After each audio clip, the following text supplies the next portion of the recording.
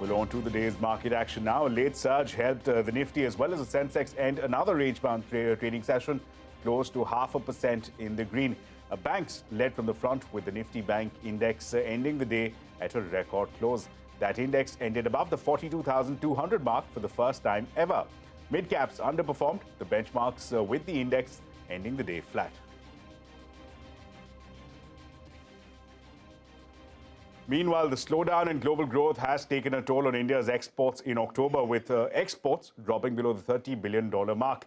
Trade deficit, meanwhile, has widened to nearly $27 billion. Lata Venkatesh is joining us now with more details. Lata. Well, it's a fairly sharp fall in exports. That is the standout part of the data that was declared today.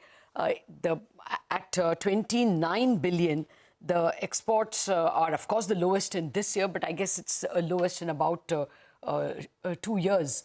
We've been doing over 30 billion for some time now.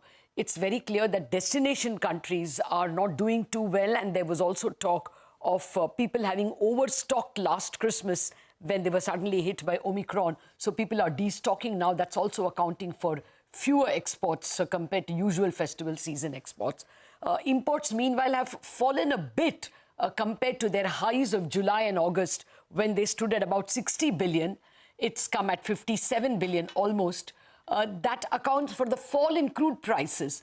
But it's not a substantial fall, because that still leaves the trade deficit at a fairly high $26.5 billion. The trade deficit up until last year used to average around 15 billion. It has been steadily picking up with the rise in crude prices. But now, in spite of the fall in crude prices from 3-digit figures to about $92, $95, it's still reigning at 26 billion. If you looked at the April-October trade deficit numbers, even after deducting the surplus that we get from services, after all, we are a software exporting powerhouse, even if you deduct that services surplus, we still get a deficit of $98 billion for 7 months, which means the total for the year, adding another 5 months, could be about 170 billion. Even if we deduct from this Indians living abroad and remitting money here, we will still be left with at least a 3% current account deficit. It's a worrisome number. The rupee was below, it was about 80 at the time of the release of the numbers. We did see some depreciation of the rupee to about 81.20 after the numbers were released. Right, Lata, thanks a lot for that. So some concern there, exports below $30 billion, while the deficit inching a little higher to 27 billion. Meanwhile, government officials believe that they will be approaching the fiscal roadmap with a sense of caution in FY24 amidst an uncertain global environment. Sapna Das is joining us now with the latest. Sapna, tell us, what are you picking up? Well, exactly what you are pointing out at the moment. So, of course, it's still some time away before FY23 closes. You'll have the budget before that, and all those numbers will be put into perspective. But, just simply speaking, as of now, what is it that the government may be looking at, or, in terms of planning for the next financial year? The budget exercise is very much on, and these are very relevant questions. So what we are given to understand is that, at least from the fiscal side, they are going to be cautious.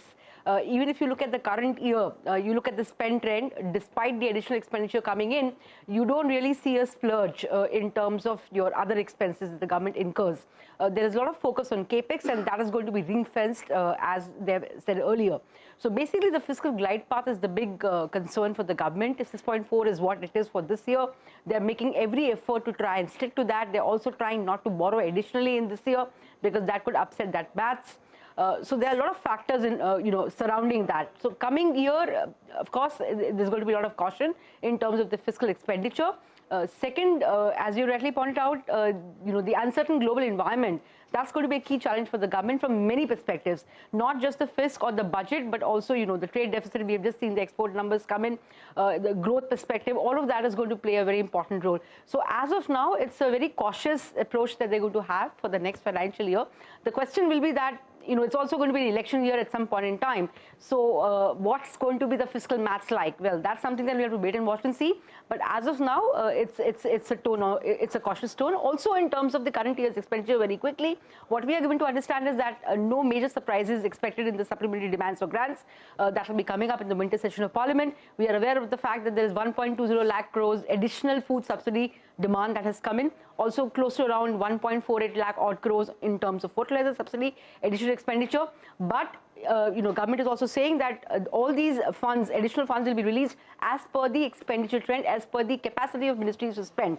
So there again you have a note of caution coming in. It's not that all that money is going to come in one go. So, that's what the scenario is as of now, but we'll wait and watch and see how the supplementary demands or grants pans out and what kind of numbers they come up in the RE and also the B for next year. Right, Sapna, thanks a lot for that input. So that's a key number there, 4.5%. That's the fiscal glide path that the government will be aiming for. Here's a CNBC-TV18 exclusive now. We learned from sources that the government is unlikely to announce any major rate change as a part of the fortnightly review of windfall gains tax. Timsy Jaipuria is joining us now with more details. Timsy, quickly tell us, why is there no change expected? Well, that's right. What government sources are telling CNBC-TV18 is that the 10th review of windfall gains tax levy is likely to be announced shortly. And this time, government is unlikely to make any major changes or revisions in the levies that are likely to be announced. Why? Well, the Petroleum Ministry has shared the data of last fortnight, that is the average international oil price movement over the last fortnight, and they feel that not major changes have happened in the average price, and thus not major revisions are warranted when it comes to the levies that are there under the windfall gains tax levies. However, there could be some revisions when it comes to crude, diesel and ATF, but yes, let's see, because sources say that they are going to be very marginal and just a tweak up and down, not major cuts or revisions. Back to you. Right, Sapna. Right, Timsy, thanks a lot for that important update. Now on to some international news. The 17th G20 summit has kicked off in Indonesia's Bali. The big focus on day one was the meeting between President Joe Biden and Chinese President Xi Jinping, which could set the tone for US-China relationship in the days to come. Now, addressing the G20 virtually, Ukraine's President Zelensky called for an end to the Russian invasion. Prime Minister Modi, meanwhile, reiterated his call for peace and held several bilateral meetings on the sidelines, including one with US President Joe Biden. Parishad Luthra now joins us with a quick wrap of the day's action on day one in Bali. Competition should not turn into conflict. That was President Biden's key message to Chinese President Xi Jinping at the G20 summit in Bali, the first in-person meeting of the two leaders. We had an open and candid conversation about our intentions and our priorities. It was clear, he was clear and I was clear, that we'll defend American interests and values, promote universal human rights, and stand up for the international order and work in lockstep with our allies and partners. We're going to compete vigorously, but I'm not looking for conflict. I'm looking to manage this competition responsibly. Both leaders discussed the Ukraine-Russia war and agreed that any threat or use of nuclear weapons was totally unacceptable. While Biden raised objections to China's coercive and aggressive actions over Taiwan, the Chinese side conveyed that the Taiwan question was an internal matter and a red line that should not be crossed in US-China relations. The Chinese Foreign Ministry also said the world was big enough for US and China to develop and prosper. Tensions over the Ukraine-Russia war and its severe economic fallout is clearly weighing on every leader's mind at the G20. Addressing leaders virtually, Ukrainian President Volodymyr Zelensky said that it was time for Russia's war to end. He also requested for an extension of the Black Sea grain deal. At the summit, Prime Minister Narendra Modi met President Joe Biden, Prime Minister Rishi Sunak, President Emmanuel Macron and President Mark Rutte of Netherlands. PM Modi called for an immediate ceasefire in Ukraine and warned about the consequences of the fertilizer shortage that the world is currently facing. Prime Minister Modi said at G20, and I quote, "I have repeatedly said that we have to find a way to return to the path of ceasefire and diplomacy in Ukraine. I'm confident that next year when G20 meets in the holy land of Buddha and Gandhi, we will convey a strong message of peace." UK Prime Minister Rishi Sunak has a 5-point agenda at the G20, which includes ending Putin's weaponization of food and energy. There is still a question mark on whether the G20 will be able to arrive at a joint declaration due to lack of consensus on whether to condemn Russia and President Putin for the war against Ukraine. In New Delhi, Parikshit Luthra. Well, here's more international news. From Meta to Twitter to Microsoft, big tech's austerity drive only continues. And according to reports, Amazon now has joined the list. The e-commerce major is planning to lay off 10,000 employees this week, which accounts for 3% of the firm's total workforce. Shilpa Rani Petta now joins us with the latest. Shilpa, massive layoffs across the Silicon Valley. Take us through the companies that have already fired their employees this year and what that translates into. Well, 11,000 at Meta, 10,000 likely at Amazon, 6,000 at Snap, nearly 4,000 at Twitter, about 1,000 each at Microsoft and Salesforce. These are just some of the big layoff numbers that have come in over the last couple of weeks. Now, the human resource downsizing began about a year ago or so, with mortgage lender Better letting go of about 3,000 people across multiple rounds. It is now extended to big tech, once considered the safe havens of job security. Now, according to job tech platform TrueUp's tech layoff tracker, over 183,000 people have been handed the pink slips so far in 2022. And analysts say that we may not be at the end of the job cut cycle. So how did we get here? The simple explanation: excessive hiring fueled by the optimism that the shift to tech solutions in the wake of the pandemic would not get reversed or slow down. Now, tech companies are known to hire in droves, but with people now returning outdoors, going back to offices and doing more things offline, engagement on these tech platforms has been dropping steadily, and this has resulted in revenue growth taking a hit and cannonballed into a fall in valuations. Then came Russia's invasion of Ukraine, heightened inflation and rising interest rates, and companies across the board were hit for a loop by these shocks. Now, tech leaders have since gone on record blaming these shocks for the drastic measures that they have had to take. From Twitter's founder Jack Dorsey saying, "We grew the company too quickly," to Meta founder Zuckerberg's, "This did not play out the way I expected," to Stripe's co-founder and CEO Patrick Collison, "We hired for a world that we overhired for a world we're in."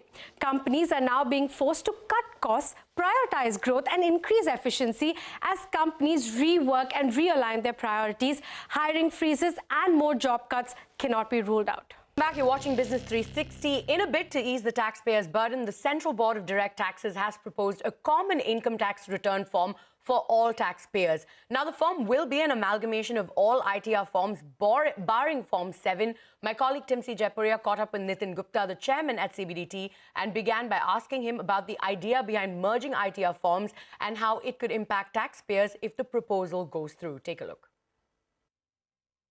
The endeavor of the department has been for ease of compliance with the taxpayers, and we have been giving a lot of emphasis upon that. And in this area, a lot of new initiatives have been taken, and the common return form is one of the initiatives where we are proposing that all the 7 forms, and they have a common, because ultimately the tax payment is to be calculated, total income is calculated and tax payment thereon is calculated. So we are composite form we are preparing, and we have proposed like that. And because it is all the schedules which are there are a large number of schedules in each form, and the taxpayer has to go through the schedule and say no to everything. So it's a pain to the taxpayer. So what we are proposing is that once there is a question asked, and if the question is yes or no, depending upon that, the schedules will open up. So if you say that the house property, yes, do you have a house property? And if you say yes, then the corresponding schedule will open up. Otherwise, that schedule will not come up. So in this way, the objective is that to reduce the length of the form, and wherever needed, only then the schedules would open up. The other feature is that the description which you give, each description is covered in one line item, making it easier for the taxpayer to fill up the data, and the visible printout which you take out will be very clean in. When it comes to tax collections, they are very robust. You recently shared that we are way ahead when it comes to the targets. Already 65-68% of targets have been achieved so far in this fiscal itself. Where are we on tax collections, and how hopeful are you? Because definitely, if going by this trend, you will surpass your targets. How much excess is it that you are hoping to collect this year? So, as of now, we are up 24% already vis-a-vis the last year, and in net terms after issuing refunds of around 2 lakh of crores of rupees, which was around 1,10,000 crore last year in the corresponding period. On the gross basis also, our collections are 30% higher than the last year. So we are very hopeful that we would be achieving around 25% growth in the net collections over and above the budget estimates. And that will be a very positive development for the entire economy and for the development of our country. When it comes to TDS provisions, there is a constant effort that TDS net has to be expanded to try and plug the loopholes to see that there's no case of tax evasion, especially when it comes to the new economy, the new challenges, online gaming sector, cryptos, etc. What is the view of tax department? The tax department has been enlarging the scope, as you have rightly said, and we are creating audit trails so that the data is available with the tax department, and we have been utilizing the data, and we have been presenting the data to the taxpayer as well. So there is a nudging with the taxpayer that the lot of information is available with the department, and the taxpayer should come clean and pay the taxes, due taxes, whatever is to be payable by him. So I think that is the objective of the department. Right now we have been successful in this area. Can you give me one or two areas like online gaming, etc., like you were talking about? Online gaming, there is already provision of tax deduction. Let us see what way it needs a tweak for better audit trail collection. The new guidelines for uplinking and downlinking of television channels in India, which the cabinet approved last week, has created quite a stir. CNBC-TV18's Shilpa Rani-Peta reports that one of the biggest concerns is the 30 minutes of public service programming mandated by these rules. And broadcasters are hoping for a lot of clarity on them. Take a look. India's broadcast industry will soon have to comply with a slew of new regulations which have been cleared by the cabinet. The INB ministry insists that some of the new guidelines on uplinking and downlinking signals, like the 5-year validity of news licenses instead of the current 1 year, are aimed at making permissions and operations easier for companies. But there are a few guidelines that are giving broadcasters heartburn. One of these is the requirement that channels, whether news or sports or general entertainment channels, air public service content for at least 30 minutes a day. The guidelines specify 8 themes for these broadcasts, which include health, education, agriculture, and women welfare. A lot of uncertainties here. Firstly, can this be shown, in phases of 5 minutes throughout the day? That's one. Secondly, we don't know that, whether it has to be shown in the night or morning or what time slot of the day. Thirdly, can this be integrated, because you already have a lot of content which is of national interest in the form of, TV shows. You've got reality, large-scale non-fiction content. You've got films as well. So a lot of clarity is still awaited. The cost of producing and airing this content is another point of confusion. Broadcasters say producing such content, especially if regular or existing content is not counted as eligible, will add to expenses. They point to difficulties in monetizing such content and a weak revenue mobilization environment as added pressure points. Informational programming that is, that may have programming around education, spread of literacy, have to pay carriage fees to a distribution platform operator. There are also restrictions on price for your channels that can be charged, so they cannot recoup investment there. Your ability to realize revenues is constrained because you have price ceilings on what you can charge for your channels. Now, if there's a down market, advertisers are just not spending as much, etc., then that's an added economic burden. There is some hope that the government will step in either by subsidizing the costs involved or diverting some of the DAVP's budgets to sponsor such programming. But there is no clarity on this yet. The new guidelines have also left sports channels disappointed. They were expecting a waiver on the 1 lakh rupee processing fee incurred. Sports broadcasters say this processing fee will increase cost of production by nearly 5 crore rupees per sporting event.